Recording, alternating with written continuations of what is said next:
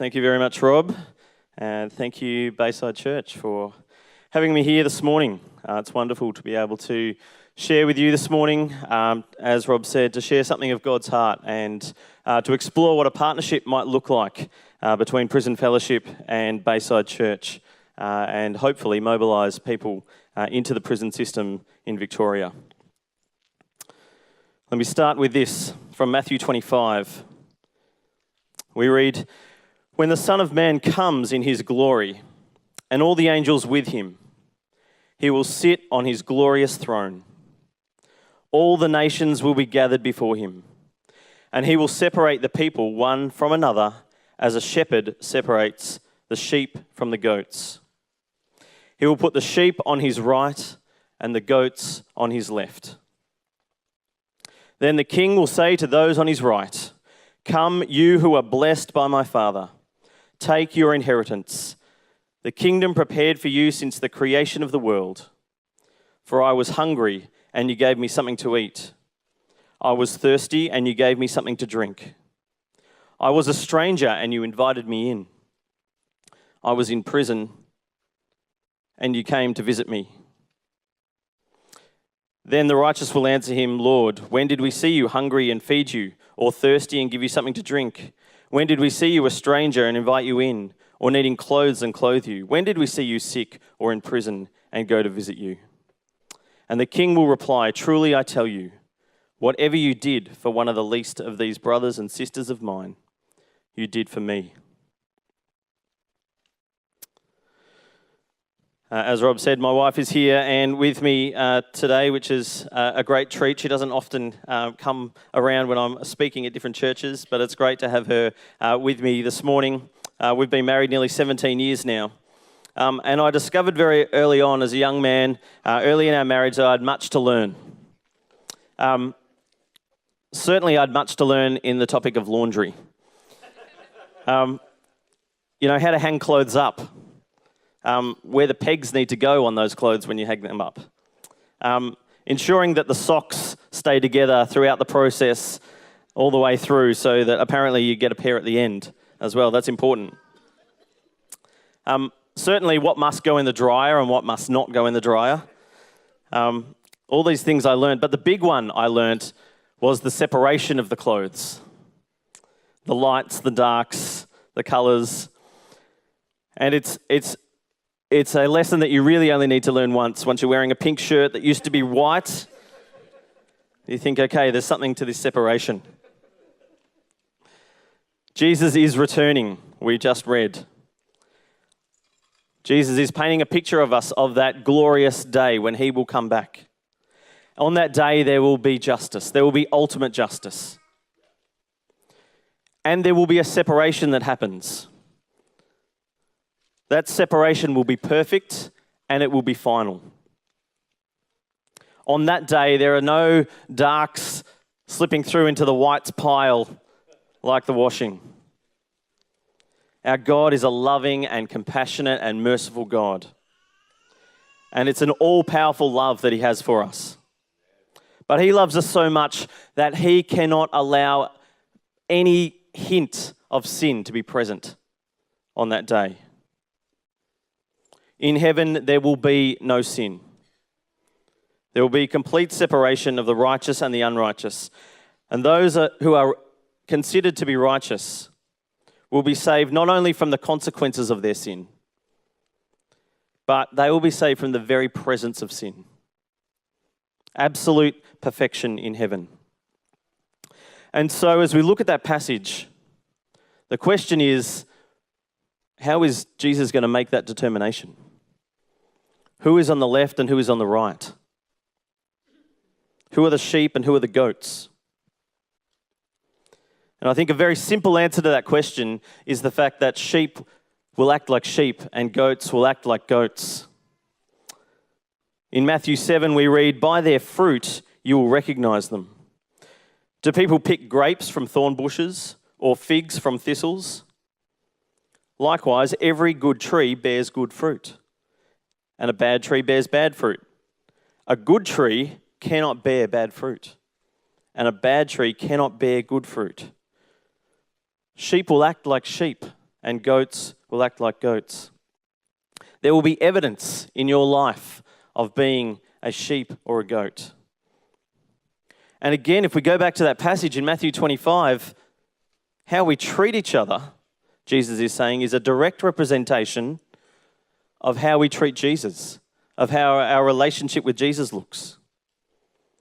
Do we feed the hungry? Do we give water to those who are thirsty? Do we invite the stranger in? I know that Bayside just had a team of people go and participate and sleep out at the G and raised an incredible amount of money to assist Melbourne's homeless. Do we clothe those who are naked? Are we caring for the sick? And right there in that list, are we visiting the prisoners? Our attitudes and our behaviour show the fruit of our faith. They show what our relationship with Jesus looks like. This is not about earning our way into heaven. This is not about earning our salvation. That is only secured through Jesus on the cross. But our faith should be obvious. We are called to love God, and we are also called to love our neighbour. And that means caring for those who are like us and who we like and who we enjoy hanging out with, and also caring for those who are not like you and not like me, and people who perhaps we really struggle to identify with. Jesus tells the story about the Good Samaritan. Now we know that the Jews and the Samaritans did not get along, and there were so many differences. And yet the Samaritan cared for the Jew. How we treat each other is that representation of our relationship with Jesus. And so Prison Fellowship's mission is to share the gospel of Jesus Christ with prisoners, ex-prisoners, and their families. We are often caring for those who are not like us. We are often caring for those who we really struggle to like. And we are showing the compassionate and the merciful heart of God to those who are not easy to love, to those who have done terrible things. I always ensure that when I'm speaking anywhere, I make it very clear that Prison Fellowship does not advocate on behalf of prisoners. We recognise that there are people in prison who need to be there. That is the best place for them. It's the best place for our community. This is not about saying the system is unjust and we need to change the system.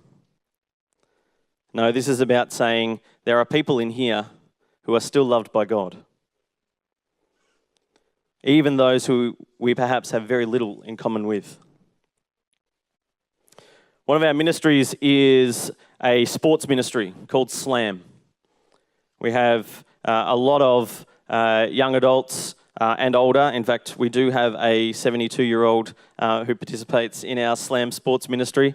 Used to be a professional soccer player. His legs don't work quite as quickly as they used to, but his brain certainly does, and he's still a better soccer player than most of us. But we go into prison. We play a number of games over the course of a Saturday. We'll have the men come out from one unit. We'll play a game against them. One of our team will share a testimony, a story of hope from their life with the men that we've just played with. And then they'll go after some time of discussion and a new group will come out. It's a pretty demanding ministry. We're playing against a lot of fit people who have a lot of time to train, and often we come out pretty exhausted after 4 or 5 games in a prison in a day. But there's something about sport, and perhaps, I don't know, just maybe it's growing up in Melbourne, but there's something about sport that joins that connection, that creates that connection. One day after a game of basketball, where I'm pretty sure we got completely thrashed again, I was chatting with one of the guys. One of our team had shared his testimony, chatting with one of the guys we'd just been playing against, and I was kind of doing this, talking to him. His name was Ben, and he was from an outlaw motorcycle gang. And he and a number of other people from that gang were in that prison. And as we got talking, I asked him a bit about his life. And I very quickly realised that Ben and I had very little in common. In fact, there was nothing that he was talking about that I could really grasp in terms of a common connection. The only thing we really had in common was that game of basketball we just played together. And yet that opened up the door for conversation. And I was able to talk about the hope that I had and hopefully share some of that compassion and that mercy that God has for him and to reveal something of the gospel to him in that situation. One of our other programs is called Change on the Inside. It's a 6-week character development course where we encourage inmates to think about developing positive character qualities in their life. We had one guy in a course that we were running who was sitting at the back, and he really, I'm not sure if he really wanted to be there, but he made it his mission to try and put us all off our game. So we would ask for examples or ask for answers of questions, and he would throw up the most grotesque and disgusting things he could, trying to perhaps get a reaction from us as the facilitators. And our team just continued to love him. Week in, week out, listening to his story, listening to his answers, and yet in the breaks, in going and engaging him. John, can we make you a coffee? John, tell us more about your life. And again, week after week, just going back, being faithful and serving this guy, showing him the respect that he certainly wasn't showing us, and again, revealing something of the light of the gospel to him. We are a ministry, as I said, that ministers to the unlovely. We minister to the broken, to the messed up, to the addicted, to the confused, to the lonely, to the hurting, to the smelly, to the angry. A different Change on the Inside course, inside a maximum security prison. The course talks about different issues that inmates face and positive character qualities that they can develop.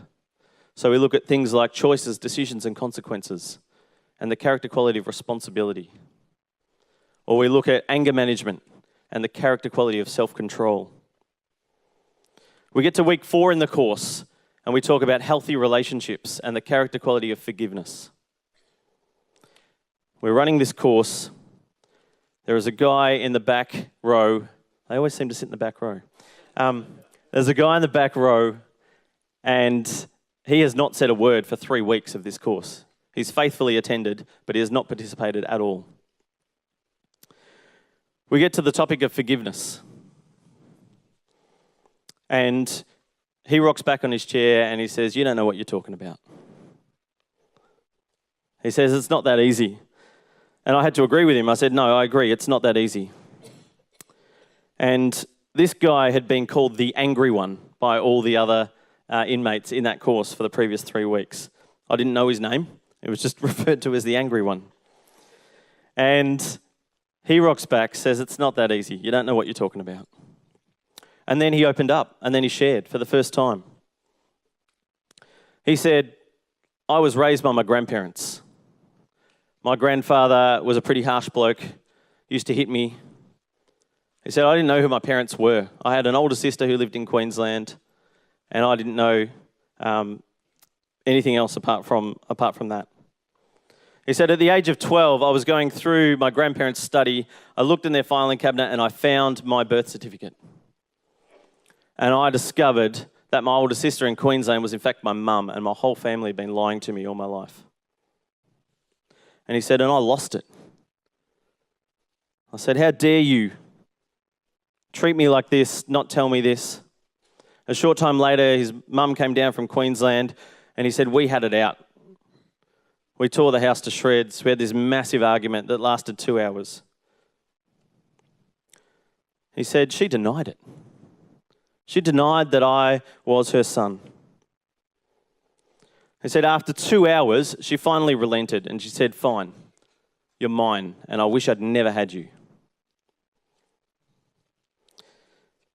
And that 12-year-old kid was still sitting there at age 32 in that course.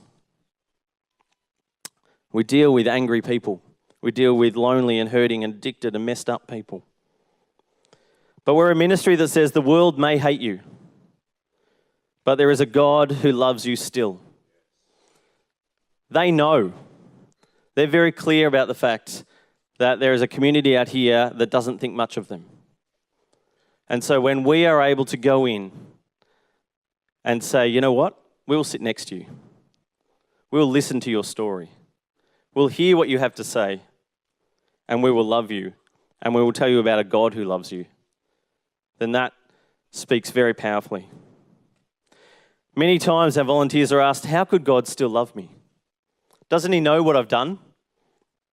And we say, of course he knows what you've done. But you're still his child, and God loves his kids. So yes, as we read there is a judgment day coming when God's perfect justice will be meted out. It's part of his character. But God's character is also that love and compassion and mercy, and his desire that all people would come to him. All people. Sometimes I think we struggle with that. I can see how God can love these people, but when we get to there, that's a much harder ask. When we're talking about people who have done that kind of thing, offended in that way, God loves all people.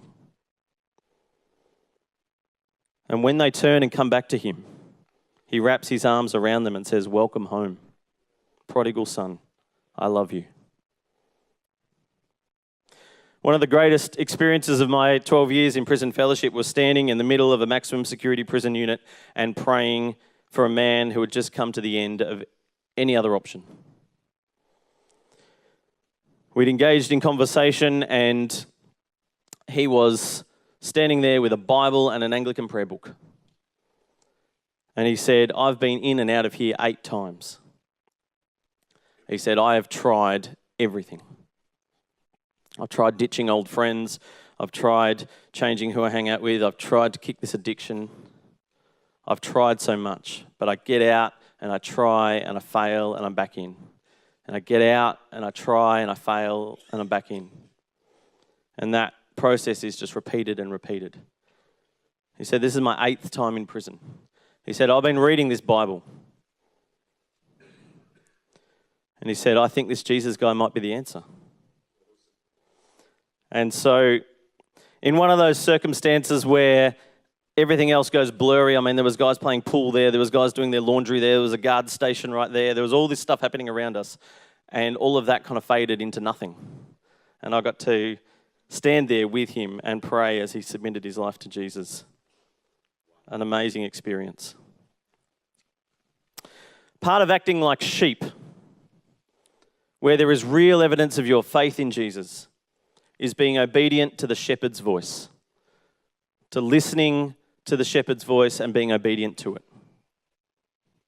Last year, I had the privilege of going up to Darwin, Northern Territory Corrections, in the wake of the Four Corners report on the Dondale youth detention stuff that was happening up there, had invited us to come and to explore launching a brand new part of Prison Fellowship's ministry in Darwin. While I was in Darwin, I met an amazing man. He was showing all the evidence of being a sheep, being obedient to the shepherd. Simon was the chaplain at Darwin Correctional Centre. Simon was the only chaplain for 1,000 inmates at Darwin Correctional Centre. Darwin is a fairly new prison that they've built there. It's one of Australia's biggest. You walk in the front gate and you can look for 1 kilometre that way and 1 kilometre that way before you see a wall. It's a 2 kilometre wide prison. It houses men, women, maximum, medium, minimum security inmates, 86% of whom are Indigenous. So Simon took me on a tour of this prison.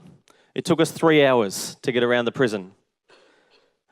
It was in Darwin, it was warm, and I didn't have the right footwear. So there were blisters as a result, but it took so long because after every third inmate or so that we walked past, Simon would engage and have a conversation, and then he'd turn to me afterwards and say, oh, he's in one of my Bible studies. And after we'd passed 30 or 40 inmates who were in Simon's Bible studies, I said, how many Bible studies do you run? He said, 8 each week. 8 Bible studies a week. I left him. We have a wonderful partnership with the Bible League, and they've created the Prisoner's Bible. I left him with one of those Bibles and said, here, if this is helpful, please use it. I got back to Melbourne and had an email from Simon saying, I love this Bible. Can I have 100 copies, please? And so we sent Simon 100 copies of the Bible. 2 weeks after that, I got another email from Simon saying, they're all gone. Can I have 500 more, please? Simon's an amazing man. And we should be praying for Simon because he is doing it tough at the moment. He is on the edge, ministering to that many people in that environment, day in, day out, with that kind of passion. Then we need to support him. But he is a sheep being very obedient to the shepherd's voice. And so while I was up there, I was able to arrange for Prison Fellowship to start to get involved and to go and support Simon in that ministry. And we now have a team of 8 people who go in and run chapel services and share with inmates and start to share that load with Simon. An amazing group of people who are so passionate about living as obedient sheep for Jesus in that place. The good news for all of you at Bayside is that you don't have to go to Darwin, although it's a lovely place for half the year. We have an amazing lot of opportunities right here in Victoria. There are opportunities to get involved in prison visiting, in running some of those more formal courses. In terms of our sports ministry, there are opportunities to support men and women as they're being released from prison. That key time of being released from prison back in the community is so essential to be able to support people when they're coming back in. We have quite a large ministry to children of offenders as well. We call them the forgotten victims of crime. Through no fault of their own, they have a mother or a father that's been taken away from them. And they do it really tough, and we seek to minister to those families. We have an annual camp for kids, where we take kids who are in this situation away for a week and just pour love on them and give them a most amazing experience of a week of encouragement and support and love. And there's a sense that as they come together, they realise, oh, hang on, there's other kids in my situation. And there's that burden lifted, which is awesome to see. We provide Christmas presents for those kids as well. Last year, Prison Fellowship Australia across the country supplied 7,000 gifts for children of prisoners. So it's an amazing ministry, and there are heaps of ways that people can get involved.